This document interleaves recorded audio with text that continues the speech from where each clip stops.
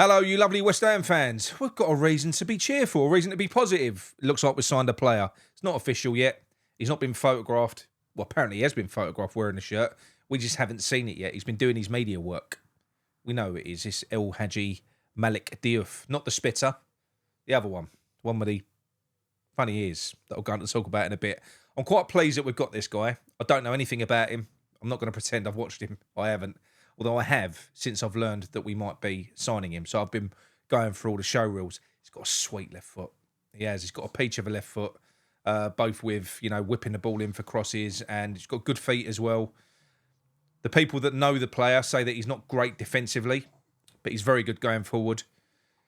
So that's good. We've got two options because we know that Scholes is stronger defensively than he is going forward. So it's good. It's good. Between the two of them, we can kind of mess about with different shapes, I suppose.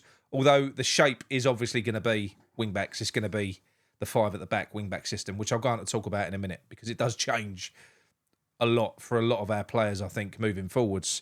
As always, if you are new to this channel, please subscribe, as many of you have. Welcome aboard. And don't forget, drop a like on the video because it does really help us. So we've got our first signing, which is a relief. And it does appear to be Macaulay's first signing as well. Now, look, I'm not going to go back on what I've said. I don't necessarily support the way that we do things. We never learn by our mistakes. We, by virtue of the fact that we let the manager go out and get their targets. For instance, we was linked with Carl Walker-Peters. Apparently, Potter said no to him, and they've pushed on and they've gone and got this guy. But if the players that Potter's going to sign are going to be in this sort of profile, in this sort of age profile, I don't think there's that much of a risk.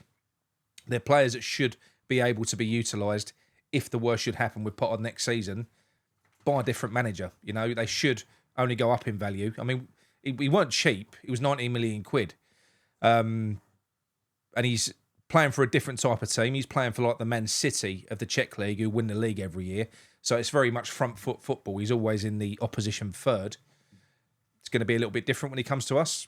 It is. It's going to be a lot more competitive. So we'll see how he does. He's young, but he's not young. It's different, I think. I think when you've taken the path through life that someone like he has, going from Senegal to Norway to the Czech Republic and then out to England to come and play for us, he's done a lot of growing up already. By that point, he's learnt a lot about himself. Whereas some of our players in this country, they kind of come through the academies. They're wrapped in cotton wool a little bit, aren't they? By the time they're 20, 21, they're still living at home with their parents and they've not really had that sort of experience yet. So I think it's different. I think the age profile is fine. He's got really good physicality. He's big. He's quick. He's got good feet. So I'm excited to see him. But I think we'll have to be patient with him because he's young and he's got to adapt to the pace of the Premier League. He's got to do that. So, yeah, that does probably signal the end of Emerson, which we knew anyway. According to X's podcast, we've had a couple of bids accepted, which Emerson have turned down. And we've had a couple of bids that we've turned down which Emerson wanted, because it wasn't enough money. He's going to go. It's going to happen. So we're going to end up with Diouf and Scholes as alternative left-sided players, whether you need to go more defensive or more attacking. You've got two options there and a lot of pace. Now, I'll go on to talk about the shape change of the team in a little bit. Apparently, what we're going after next, as we've all seen, is central midfielders, which is music to everyone's ears, as long as they're replacing Jedwood and not anyone else, because there is a midfield four in a Potter system. There's four midfielders. It's a box. There's only one striker. There's only one forward, but you've got four central midfielders. Now, the midfielders that X was talking about, the names that he's leaked, was Tyler Morton, who we know, 15 million. There's a chance that we could get him. Harvey Elliott, who's the one that we all want and that everyone wants. That's the problem. Everyone wants him. There's a lot of competition, and he's expensive. The only chance that we would really have of getting him would be on some kind of loan deal. So yeah, the upshot is it's looking unlikely that we're going to get Harvey Elliott. The other players that are linked, if we can't get Elliott, you got Matias Fernandes, a Portuguese under-21 player from Southampton, very good player. Gio will be happy, he loves him. You got Bilal El Kanous of Leicester, a Moroccan, to keep Aguirre company because he ain't going nowhere yet. You got Andre Santos, very exciting one. This is the 21-year-old already Brazilian international that plays for Chelsea, a player that was apparently offered in a part exchange deal with Kudus. That would be able to afford to buy him, but there's talk of them going for a loan deal. So, I mean, that would be fantastic, to be honest. He's a very, very good player. There was talk of Naif Aguirre. Potter does like him, but Aguirre's kind of made it clear that he would like to go. However, we've said we're not sending him back out on loan, and we'll only sell him if someone pays 20 million. That's it. That's the cap. Anything below that, he goes nowhere. So that's he could still go, but he could stay. Fulkrug is apparently impressing in training. He's very trim. He's very fit. He's very sharp. Potter's quite pleased with him, apparently, which is good. There was no talk of Paqueta and Alvarez going, which I'm very pleased about.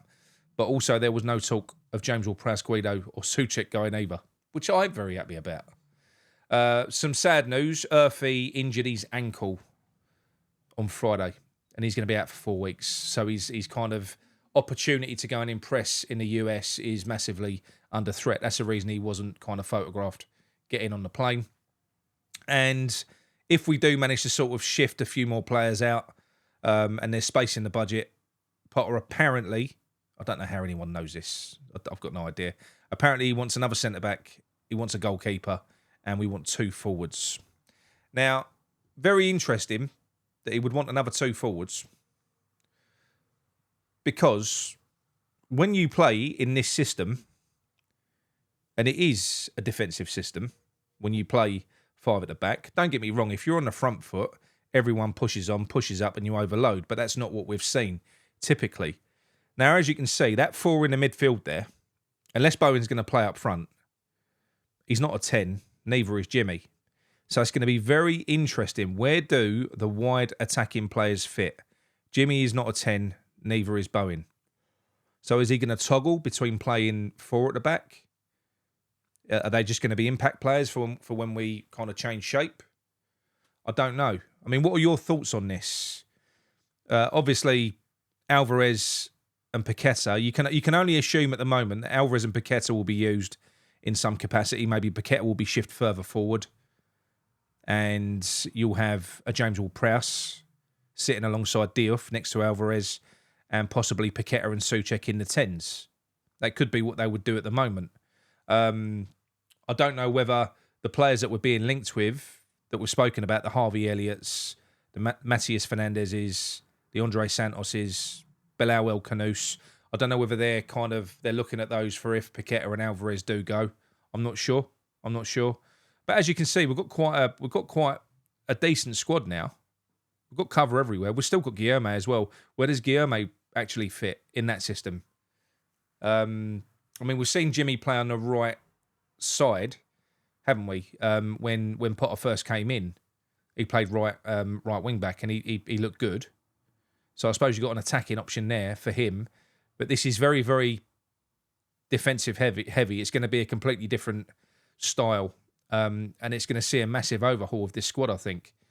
My concern is that if we do ship out and strip out all of the flair players and all of the wingers, and we overload with defenders, wing-backs and central midfielders and a couple of strikers, you're kind of stuck in this formation then. So I do hope that we don't...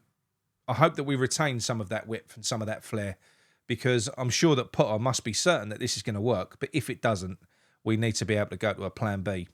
And if it goes very badly for Potter, then he goes, the next manager that comes in is going to need different options. So let me know what your thoughts are on that, on the way that sort of formation looks anyway. That's typically the way he will play. 3 at the back, 2 wing-backs, a box midfield and 1 striker. That's utopia. There's no inside forwards. There's no wingers. There's not. So when we're under the cosh, Diouf and Wan-Bissaka will drop back. They will form a 5. So that is where we're going. I mean, look, it will be solid. It will be solid. Maybe that's kind of what we're planning going into this season. Is it survival? We don't know. Until we start, we don't know. And like I've said before, there's been plenty of seasons just like this. Well, not plenty, but there's been seasons just like this where we've been dreading the worst going into it, and it's actually turned out all right. So there's always a chance it could go well. And it's positive because this is the direction that we're going in. Potter's getting these players via Macaulay. Like I said, I don't agree with that, but we're doing it. If we're doing it, it's got to work. So we've got to hope that if we can get these profiles of players in that we're looking at, which are all young. So we've got Diouf, you've got, Macias Fernandez, Andre Santos, Bilal El Kanous, Harvey Elliott. They're all sort of early 20s, babies. So they're good profiles of player for us to be going for. So yeah, it's different. It's different. I'm gonna be keen to see how this unfolds out in the US because I know we've got Grasshoppers this weekend on Saturday, but I'm going to be keen to see how he plays in that tournament because it's going to be interesting. I mean, we're all keen to see how this plays out. There's part of me that's dreading it, and there's part of me that's kind of half excited for it. But yeah, it does feel better to now have got a player in. Old Big Is, Wingnut, as Stevie Bell called him. He has got some lug holes, hasn't he? He has. But he looks like he's a type of player as well. I mean, he got clapped off by Prague, by the fans. He obviously had a very good relationship with them. He looks a very kind of happy type of character. Someone that I think that will grow to like as well, which is important. He hasn't got a resting bitch face. West Ham fans don't do well with players with resting bitch faces. Skamaka, Haller, Kudus. We don't like them. I call it bulldog syndrome. If we can't sort of suss out their facial expression, we just think they're all cunts. So yeah, that's what I think. That's what I think. But he seems a happy chap. He smiles, which helps. Kudus didn't. He had a face like a smacked arse, didn't he? Just didn't fit, So look, anyway, that is it from me. A very sort of quick fire update. Quite positive. Great numbers on the Petition as well. Brilliant. It's going up and up and up. Don't forget, we've got to keep up and ramp up these numbers because don't keep your eye on the prize, people. We've got to get these people out, and we're going to keep on banging this drum the whole way through. Oh, we could sign Mbappe. I'll still be saying bsout.co.uk. Sign it. It's time. Get him gone. Come on, you wines.